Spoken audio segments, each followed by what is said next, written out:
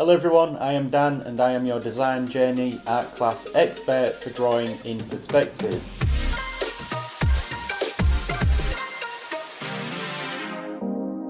In this session we will be learning about 3 points perspective. So as always we'll start by looking at some basic techniques, drawing boxes in 3 points perspective, and then we will apply what we learn and create a final drawing. Now whilst these sessions can stand alone, I advise watching the previous sessions if you haven't already.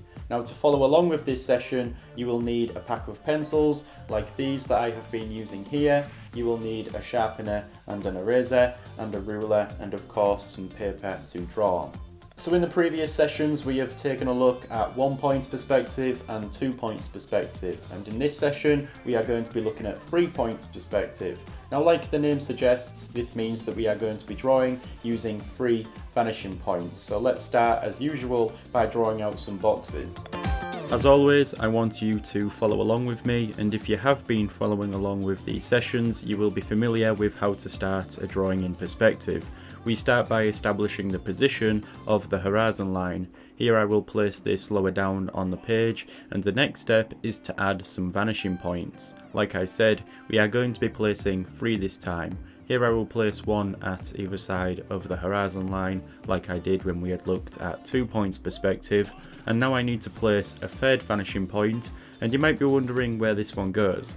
Well, the third vanishing point is an exception to the rule that all vanishing points exist on the horizon line, because this vanishing point goes above or below the horizon line, and you'll often find that the third vanishing point is far off the page.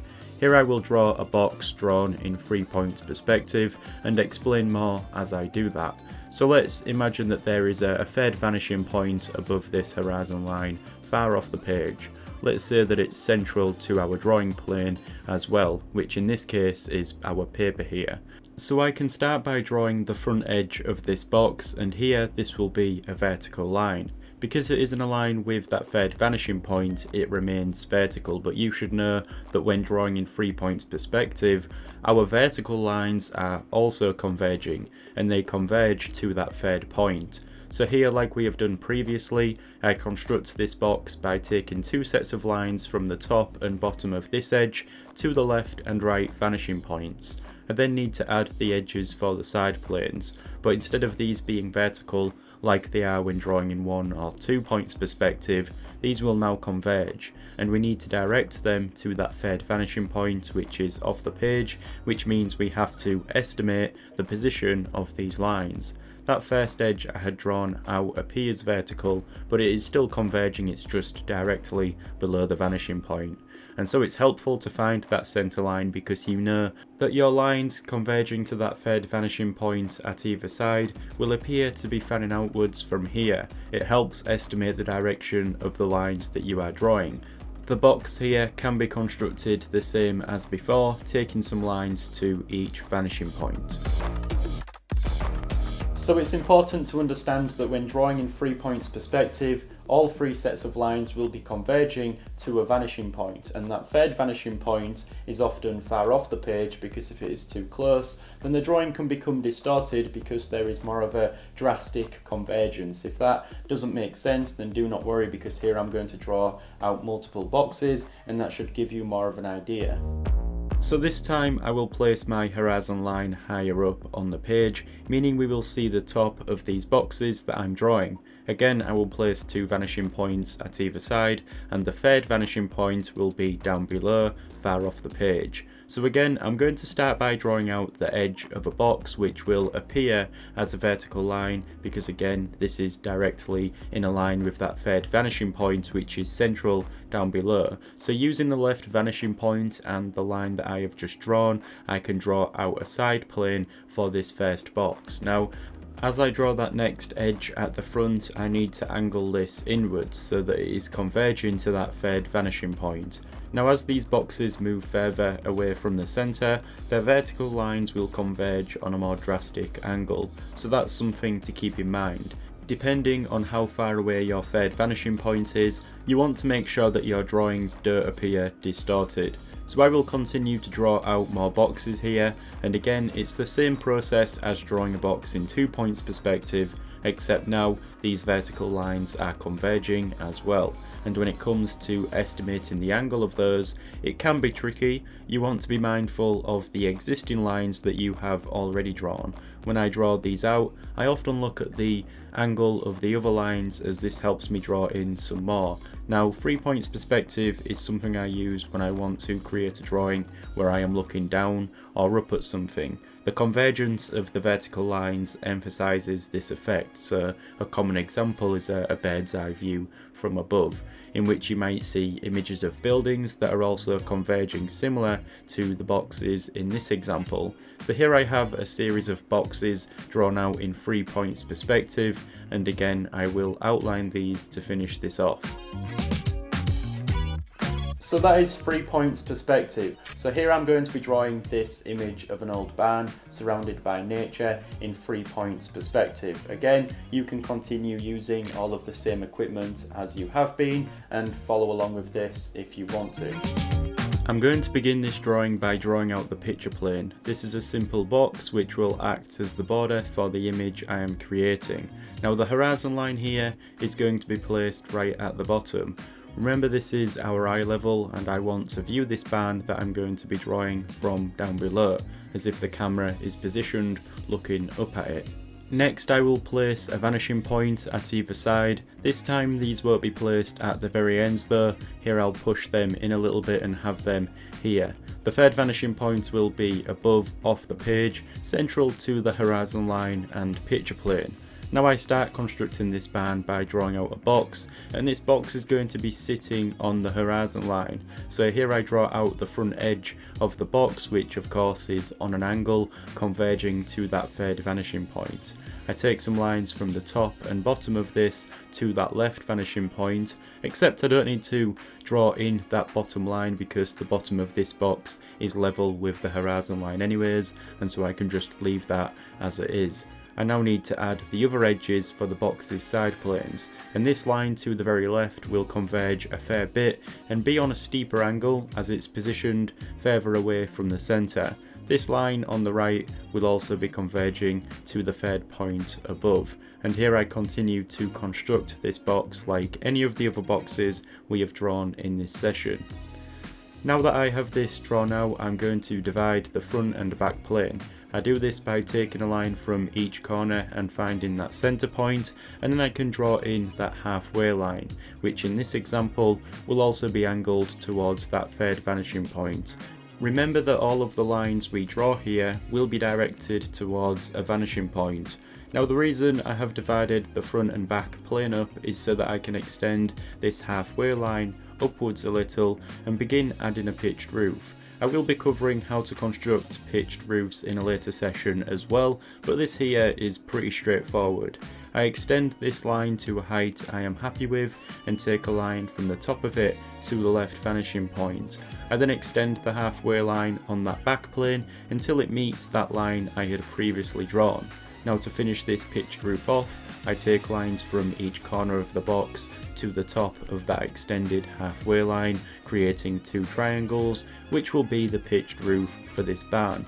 I am also going to add a slight overhang here to make this look more like a barn, and on its front plane I will draw another rectangle for the door. To do that, I divide both halves of this front plane again, as I did before, taking some diagonal lines to each corner, and the lines for the doorway for this barn will be drawn at the centre points. I could have just estimated this, but I have used this technique again, and I can be sure that the door or opening here is central and that the distance on either side is the same. So now I am done constructing the barn, and now I need to add some surrounding environment. Here I am going to outline some trees around this barn, and the vertical lines for these trees, or more so the tree trunks, will also converge and angle towards that third vanishing point. I only lightly draw these out because these will be more defined as I start to render the drawing. Here I will finish off constructing the drawing by adding some details to the barn here so that I have an idea of how the image is going to look when I start to render it. So now I have finished constructing the drawing and I am going to render this using these pencils that I have here. Now when I create these drawings you'll notice that I only use a few pencils. I normally outline the drawing using a HB pencil, work into it with a 2B pencil and then finally switch over to a softer 6B pencil and darken the entire drawing, and I'll explain pencil grades and all of that in a later session, but now let's start to render this drawing. I'm going to begin by using the 2B pencil and I'll start to shade in this barn. Now this barn needs to look rather old and abandoned, so I create a texture that represents that. This texture involves drawing some vertical lines, except these aren't vertical, these are also directed towards that third vanishing point, but these lines I draw are the outlines for some wooden planks that will make up the walls of this barn. In some places I apply more pressure with the pencil to create a darker shade, giving the impression that a wooden plank is missing or part of the barn has been eroded away over time. This kind of texture is very simple to produce, but it looks effective.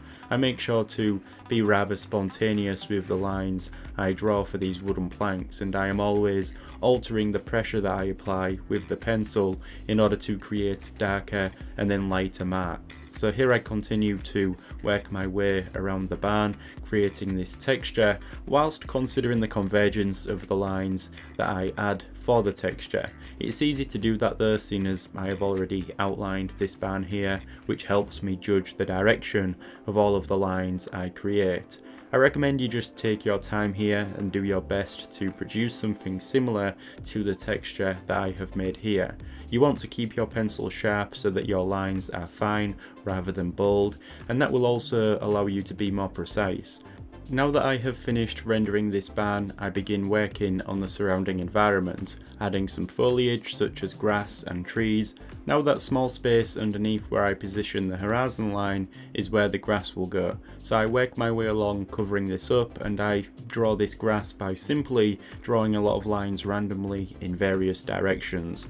I also make sure this grass crosses the horizon line in some areas, as I want to give the impression that this place is overgrown and abandoned.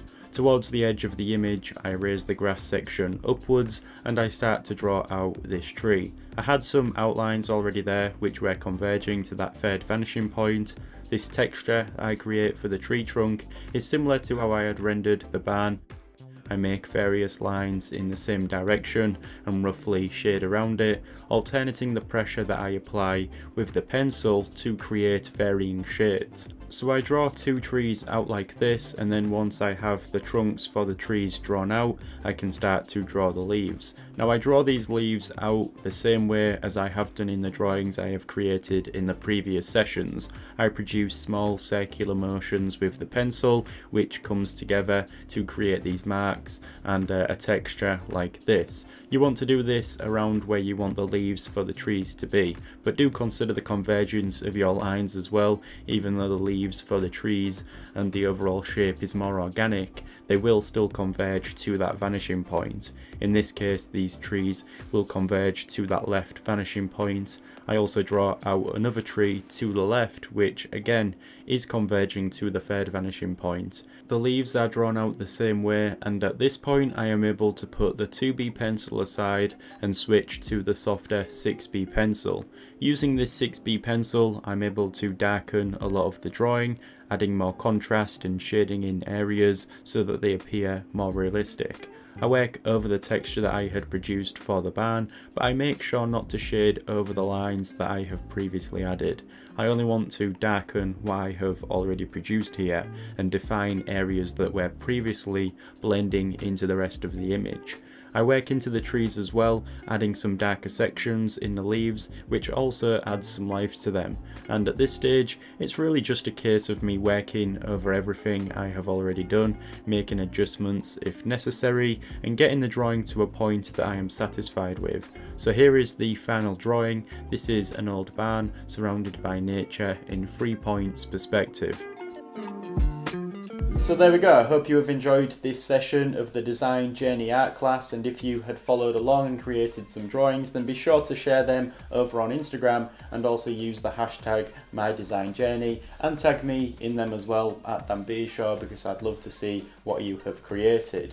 And as always, I want to end this session by saying that you can start drawing now. Try and create a series of boxes like I did earlier in this session, as that will really benefit you and help you become familiar with drawing in perspective. With that being said, thank you for watching and joining me in this session.